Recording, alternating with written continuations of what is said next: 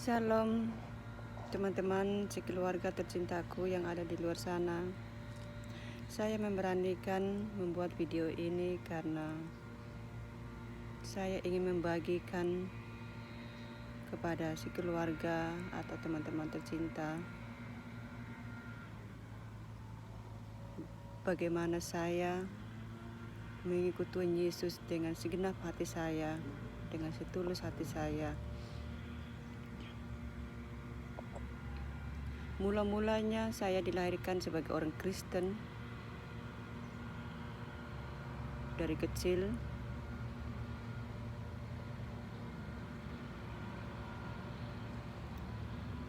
Tapi saya mengenal Tuhan itu mungkin 2% atau 3% atau 5%, saya tidak tahu. Saya cuma jelaskan seperti ini. Karena kenapa saya mau sharing di video ini, lewat video ini, karena mungkin di luar sana banyak yang seperti saya. Kita hanya Kristen KTP yang tidak mengenal Tuhan. Mungkin kita ke gereja, menunjukkan wajah kita, menunjukkan diri kita, atau pamer kita ke gereja kita supaya orang tahu kita pergi ke gereja, atau kita mengikuti ibadah-ibadah lain, persekutuan lain, doa-doa lain, entah doa apa aja.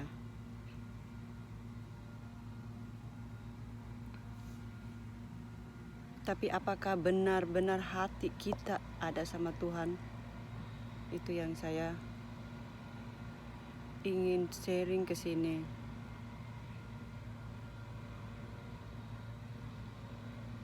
Karena saya seperti itu. Saya ke gereja, saya hanya melihat kewajiban saya ke gereja. Karena saya lahir dari Kristen. Oh ya, saya lahir dari agama Katolik.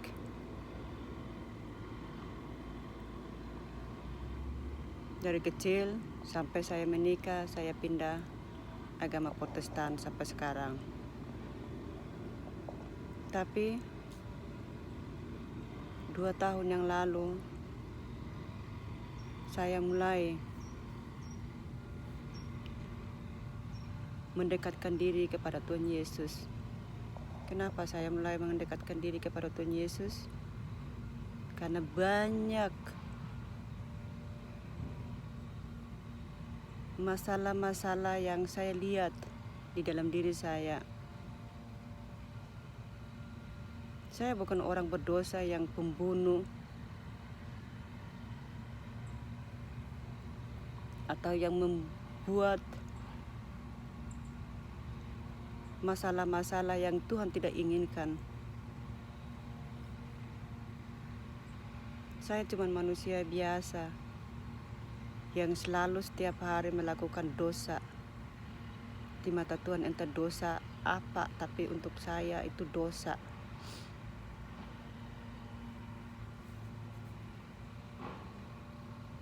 Mula-mulanya saya mengikut Tuhan Yesus karena mama saya sakit.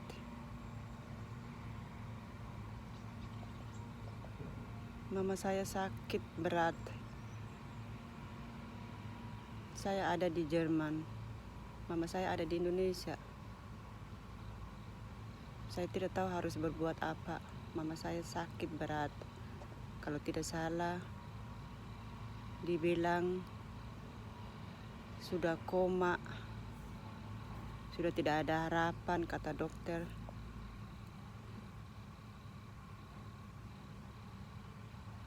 Saat itu saya krisis.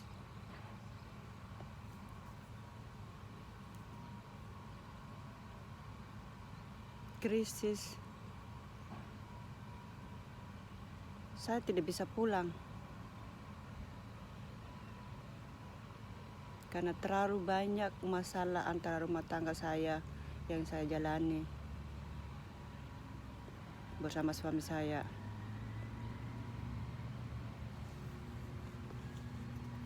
Tapi saya tidak mau menceritakan di sini. Saya hanya mau menceritakan kenapa saya saat ini mengikut Tuhan Yesus.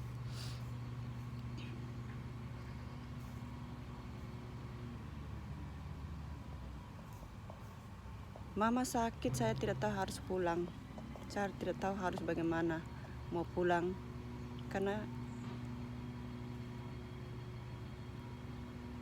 uang tidak ada. Saya ditimpa dengan beban-beban yang saya tidak pernah bayangkan. Masalah-masalah datangnya berganti-ganti.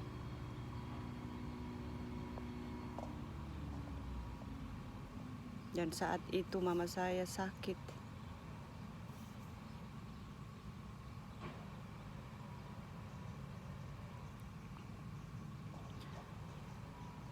Apalagi dia udah pesan suruh buat kubur sama kakak-kakak saya. Sedangkan kakak-kakak saya yang lain sudah bilang doa di dalam lewat persekutuan atau lewat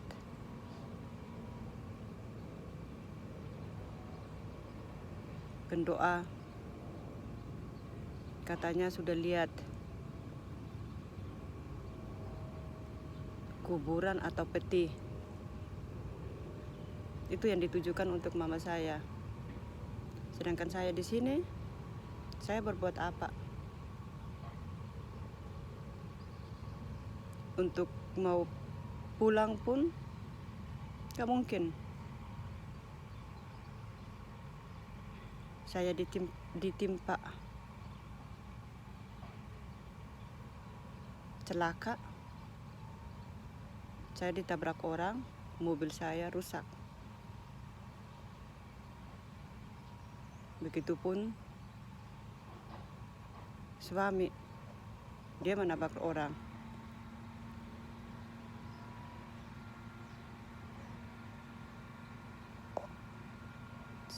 Sedangkan saya baru buka salon beberapa bulan. Salon kosmetik. Saya harus sewa kontrak.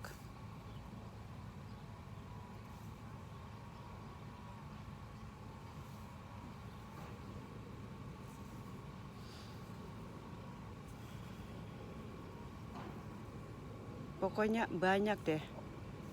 Banyak yang saya tidak bisa bayangkan kalau saat itu mama saya pergi, diambil Tuhan. Saya tidak mungkin pulang. Saya hanya serahkan kepada Tuhan. Tapi dengan cara saya, bagaimana saya serahkan sama Tuhan? Saya sendiri pun tidak tahu berdoa. Saya sendiri pun tidak pernah mengenal Tuhan. Saya sendiri pun tidak tahu berpuasa. Tiap kali kalau saya pulang ke Indonesia,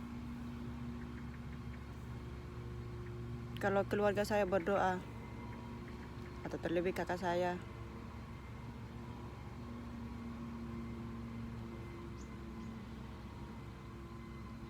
kalau berdoa saya sering suruh dia cepat-cepat, jangan terlalu lama.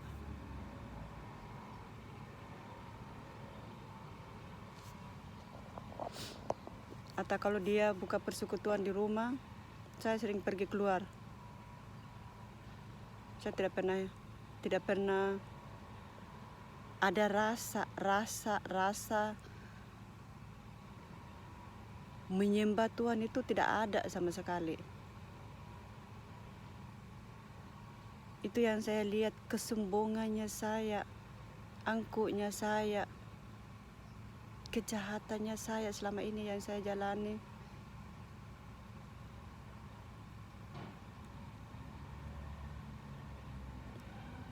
Saya merasa sombong.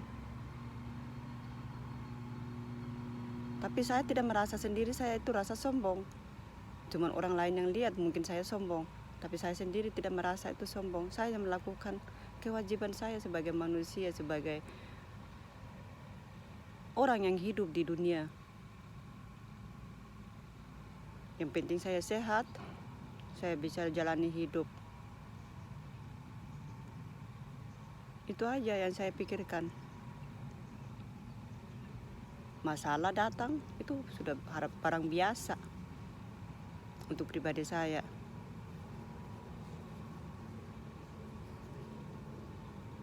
Tapi saya tidak pernah mengenal Tuhan. Saya ke gereja pun awal-awalnya saya dari kecil saya ke gereja karena ritual aja.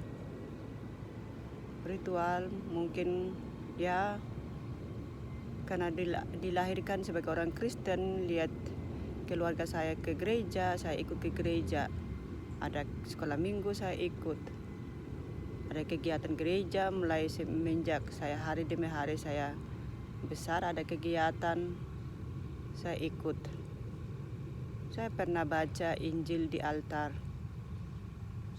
Waktu itu saya Katolik. Saya rajin ke gereja setiap minggu. Rajin. Sebelum saya menikah tuh saya rajin sekali ikut kegiatan-kegiatan, saya rajin. Tapi apakah hati saya ada di Tuhan?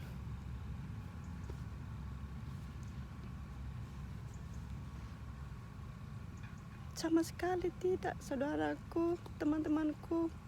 Tidak. Saya berdoa. Saya hanya doa-doa saja, minta Tuhan. Tapi apakah hati saya ada di Tuhan? Saya tidak pernah merasakan itu seperti saya merasakan sekarang.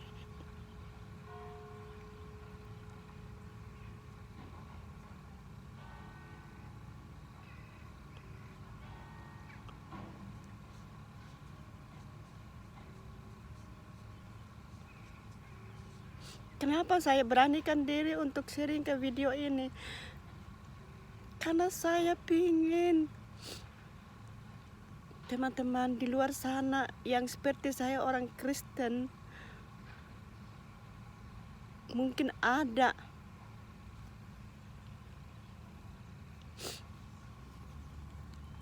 di antara saya yang sama deh.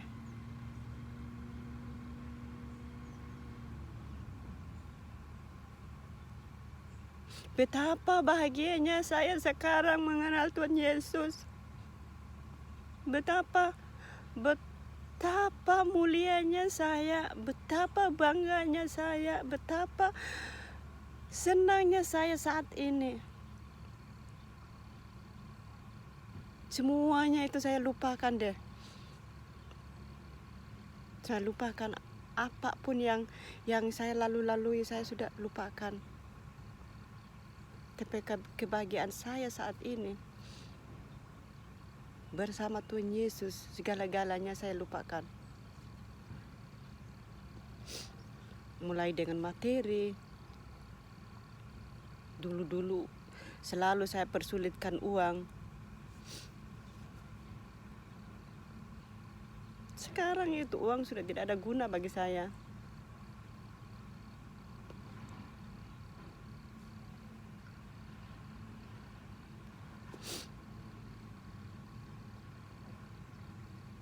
Ya, saya butuh uang untuk hidup.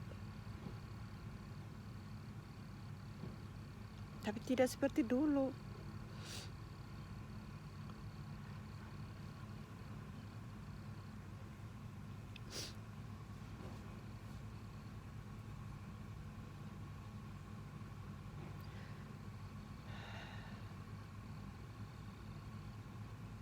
Saya mau lanjutin. Kenapa saya seperti ini? Mama saya sakit. Tidak tahu mau kemana. Menderita. Saya menderita sekali di sini. Saya menderita, saya harus tidak tahu bagaimana.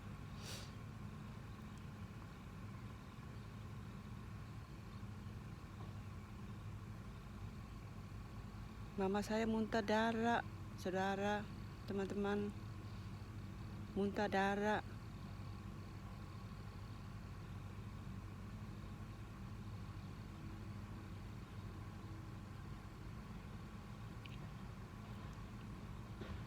Mama makan saja tidak tahu sudah berapa minggu tidak makan. Hanya dilewatin infung aja pakai selang. Ke WC aja tidak. Di atas tempat tidur mungkin kencingnya jangankan buang air besar sudah tidak.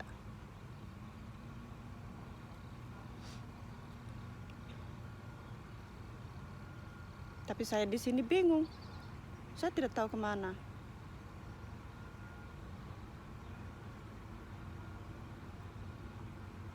Hati saya hancur. Hancur sekali, saya tidak tahu kemana.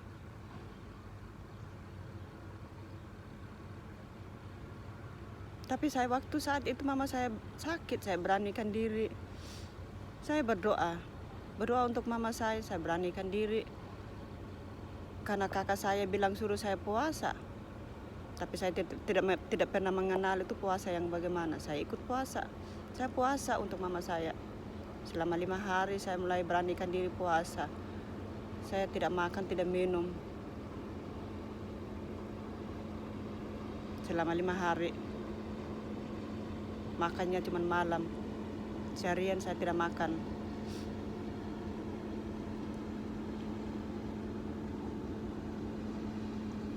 Mungkin dari jam 12 malam sampai jam 6 lewat baru saya mulai makan.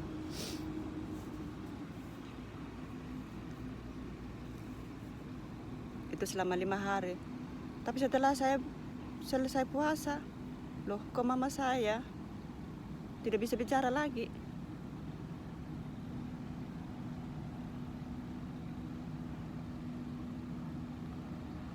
Waktu itu jam 5 sore di sini, saudaraku. Di Indonesia mungkin jam 1 malam. Itu saya video call sama kakak saya. Tanya keadaan mama. Katanya seharian mama tidak bicara lagi. Saya omong dengan mama. Dia hanya cuman diam. Tidak bisa ngomong. Hati saya hancur.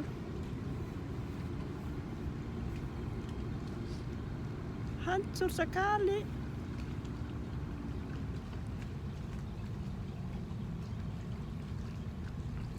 Sebelumnya, hari kemudiannya, itu saya telepon lagi. Itu sudah masuknya koma. Dia masih bicara kaku-kaku.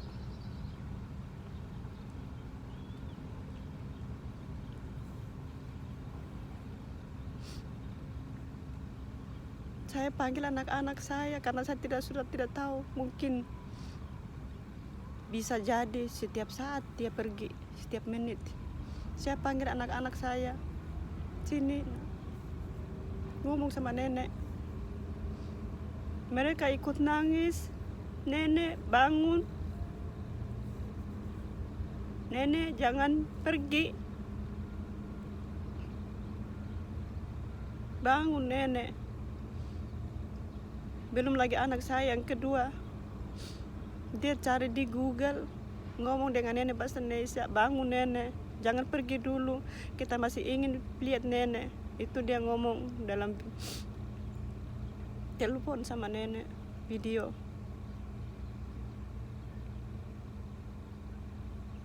Anak saya yang pertama dan kedua hanya bilang, nenek kita menyayangi nenek. Jangan pergi.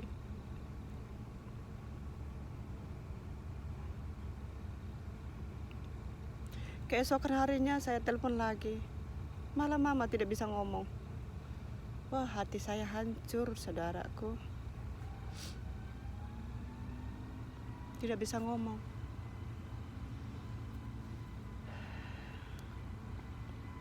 Tapi apa boleh buat? Saya beranikan diri. Saya bilang sama kakak saya, taruh telepon di telinganya.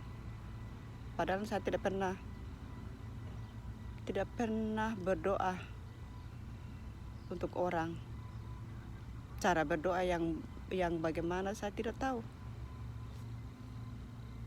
Mungkin saya doa untuk saya sendiri, itu saja. Tapi untuk saya mendoakan orang, belum pernah. Pertama sekali saya lakukan di mama saya. Saya hanya bilang sama Tuhan Yesus saat itu, dengan menangisnya saya yang tidak ada karuan.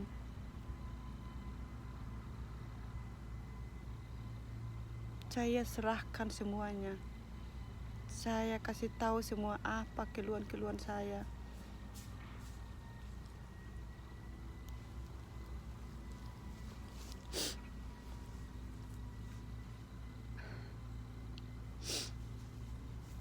Saya kasih tahu semua.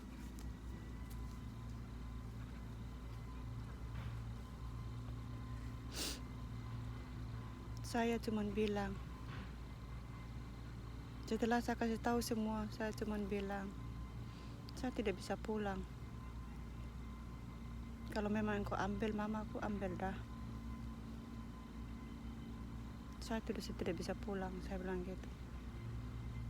Ambil sudah, saya serahkan kepadamu. Kalau memang itu keinginanmu. Tapi kalau mama saya hidup, kalau mama saya, engkau masih mempertahankan untuk hidup,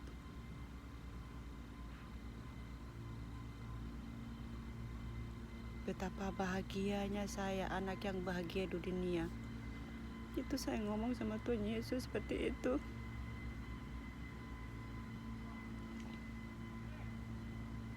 Setelah itu, sudah. Saya ngomong apa adanya. Dengan air mata saya, dengan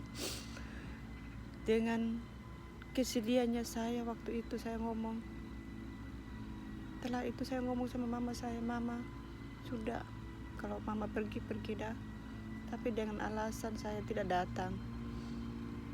Saya tidak bisa datang karena ini itu. Saya sudah serahkan kamu kepada Tuhan Yesus, pergi.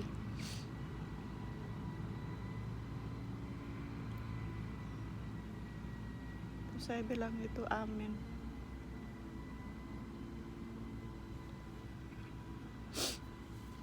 Saat itu mama saya bilang juga amin. Wah, saudara, betapa senangnya saya. Saya bilang sama kakak saya, tutup telepon, nanti besok saya telepon lagi. Pengen tahu keadaannya. Akhirnya saya telepon waktu di dalam salon saya. Belakang depan saya mondar mandir minta terima kasih sama Tuhan Yesus. Saya berterima kasih segenap hati saya. Bahagianya saya saat itu mendengar mama saya amin. Saya bilang sama kakak saya, besok saya telepon lagi. Apa saudara, besok saya telepon lagi. Mama saya ada di mana? Bukannya di rumah sakit tidur, malah di rumah. Di rumah. Itu apakah bukan keajaiban Tuhan? Apa bukankah itu mujizat? Sebelumnya dokter bilang kita sudah tidak mampu, berdoa saja.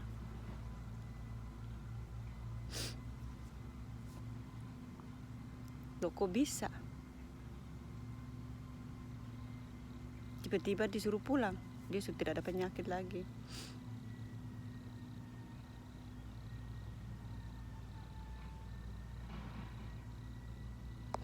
Sudah tidak ada penyakit lagi. Saya tanya mama saya ngomongin mama saya, bagaimana keadaan ma? Baik. masih pusing-pusing sedikit. Saya bilang tidak apa-apa Ma, yang penting Mama sudah sehat, sudah sembuh.